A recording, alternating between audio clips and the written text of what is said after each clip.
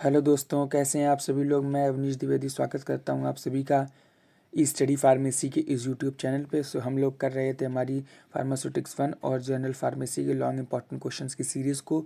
इसमें हम लोग आज डिस्कस करने वाले हमारे जनरल फार्मेसी के लास्ट यूनिट 5 के क्वेश्चन को, जिसके बाद हमारा सिलेबस पूरा का पूरा कंप्लीट हो जाएगा।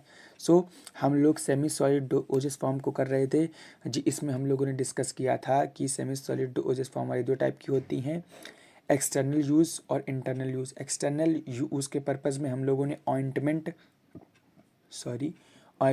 पेस्ट और जेल्स को डिस्कस किया था, सपोजिटरीज को डिस्कस किया था। आज हम लोग ऑइंटमेंट्स और ऑइंटमेंट की प्रिपरेशन की बात करेंगे, ठीक है।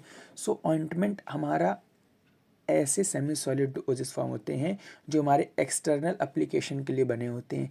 ये हमारे ज़्यादा थिक होते हैं कि किसी और डोजेस फॉर्म के कंपैरिजन में, बट लेग थिक होते हैं हमारे पेस्ट के कंपैरिजन में, ठीक है। ये हमारे दो टाइप के हो सकते हैं, मेडिकेटेड हो सकते हैं और नॉन मेडिकेटेड हो सकते हैं। मेडिकेटेड में ये हमारे ऐसा व्हीकल काम कर सकते हैं कि किसी और ड्रग को खुद में सॉल्युबल करके उसके लिए मेडिकामेंट व्हीकल का काम कर सकते हैं। नॉन मेडिकेटेड में ये हमारे ऐसा प्रोटेक्टेंट, ऐसा ह्यूमेक्टेंट काम कर सकते हैं, ठीक है। अब हम लोग बात करें ऑइंटमेंट के बेसिस की, तो ऑइंटमेंट के हमारे 4 टाइप के बेसिस होते हैं।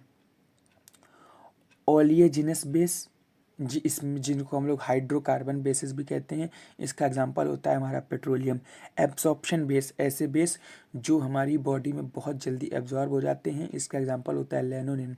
वाटर रिमूवल बेसिस, जो कि हमारे वाटर को हटाने के लिए या वाटर को कम करने के लिए इस्तेमाल होते हैं, जिनको हम लोग इमल्सिफाइंग बेसिस भी कहते हैं, जो हमारे वाटर को हटा सकते हैं, ठीक है।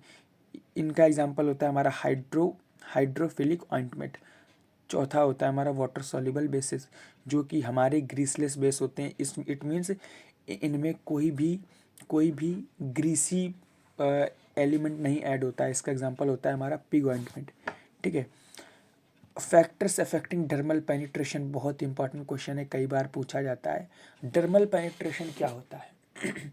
डर्मल पेनिट्रेशन का मीन्स होता है कि हमारी कोई भी टॉपिकल एप्लीकेशन वाली ड्रग और टॉपिकल एप्लीकेशन वाली सेमी सॉलिड डोजेस फॉर्म हमारी बॉडी की जो अपर लेयर होती है डर्मिस, उसको किस तरीके से पेनिट्रेट कर रही है, उसको किस तरीके से एब्जॉर्व कर रही है, उससे हम लोग पेनिट्रेशन कहते हैं, ठीक है। इसको अफेक्ट करने वाले हमारे कई सारे फैक्टर्स हो सकते हैं, जैसे कि फिजियोलॉजिकल फैक्टर्स होते हैं, फिजिको केमिकल फैक्टर्स होते हैं और हमारे फॉर्मुलेशन फैक्टर्स होते हैं, ठीक है। फिजियोलॉजिकल फैक्टर्स का हमारा मतलब होता है कि फिजिकल कंडीशन कैसी है, बॉडी की फिजिकल कंडीशन कैसी है, टेम्परेचर कंडीशन कैसी है। इसमें हमारा होता है स्ट्रेटम कॉर्नियम की थिकनेस। अगर हमारी जो डर्मिस की जो आउटर लेयर होती है स्ट्रेटम, अगर स्ट्रेटम बहुत ज़्यादा थिक है तो वो हमारी किसी भी सेमी सॉलिड डोजेस फॉर्म को इनिबिट करेगी उसके थ्रू पेनिट्रेट होने के लिए। स्किन हाइड्रेशन, अगर स्किन बहुत ज़्यादा हाइड्रेटेड है तो वो हमारी उस बेस को ड्रेन ऑफ कर देगी। स्किन की एज, अगर स्किन हमारी बहुत ज़्यादा एज्ड है, ठीक है, अगर स्किन हमारी बहुत ज़्यादा एज्ड है तो स्किन हमारी बहुत ज़्यादा लूज़ हो जाती है, सो वो हमारा पेनिट्रेशन कम करती है। ब्लड फ्लो, अगर ब्लड फ्लो अच्छा नहीं है तो हमारा एब्जॉर्प्शन अच्छा नहीं होगा। स्किन का टेम्परेचर, अगर टेम्परेचर बहुत ज़्यादा कम है या बहुत हाई टेम्परेचर है तो हमारा स्किन के जो पोर्स होते हैं उनकी ओपनिंग और क्लोजिंग को अफेक्ट करता है, ठीक है। फिजिको केमिकल प्रॉपर्टीज़ की बात करें तो ये हमारा जो हम लोग ड्रग अप्लाई कर रहे हैं उसका नेचर कैसा है, ठीक है। अगर ड्रग के हमारे पार्टिकल्स बहुत ज़्यादा बड़े हैं तो वो हमारे पेनिट्रेशन को रोकेंगे।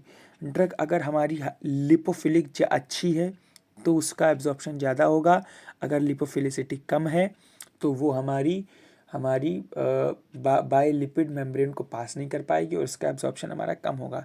आयनाइजेशन, अगर ड्रग हमारी आयनाइज्ड हो गई है तो उसका एब्जॉर्प्शन कम होगा। अगर ड्रग हमारी अनआयनाइज्ड है तो उसका एब्जॉर्प्शन ज़्यादा होगा।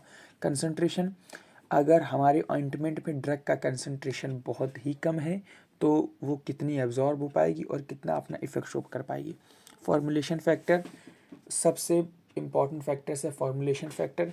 की फॉर्मुलेशन को डेवलप करते टाइम अगर प्रॉब्लम्स हो गई हैं, अगर हम लोगों ने सुटेबल व्हीकल या सुटेबल एक्सीपिएंट नहीं लिया है तो हमारी फॉर्मुलेशन ही अच्छे से तैयार नहीं होगी, और जब हमारी फॉर्मुलेशन अच्छे से तैयार नहीं होगी तो हमारा पेनिट्रेशन अच्छा कैसे हो पाएगा।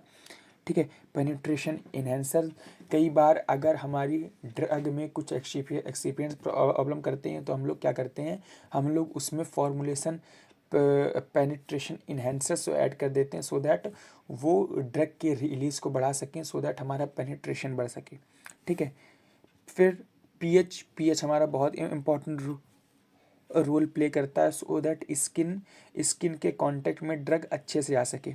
ठीक है, एप्लीकेशन ड्यूरेशन, हम लोग कितनी बार अप्लाई कर रहे हैं और किस क्वांटिटी में अप्लाई कर रहे हैं और कितनी सरफेस में अप्लाई कर रहे हैं, ये कुछ हमारे फैक्टर्स थे जो कि हमारे डर्मल पेनिट्रेशन और the absorption of drugs into the outer layer और the dermis layer of the skin को अफेक्ट करते हैं। ठीक है, सो इसी के साथ हमारी आज से हमारी जनरल फार्मेसी के लॉन्ग इंपॉर्टेंट क्वेश्चंस की सीरीज ख़त्म होती है।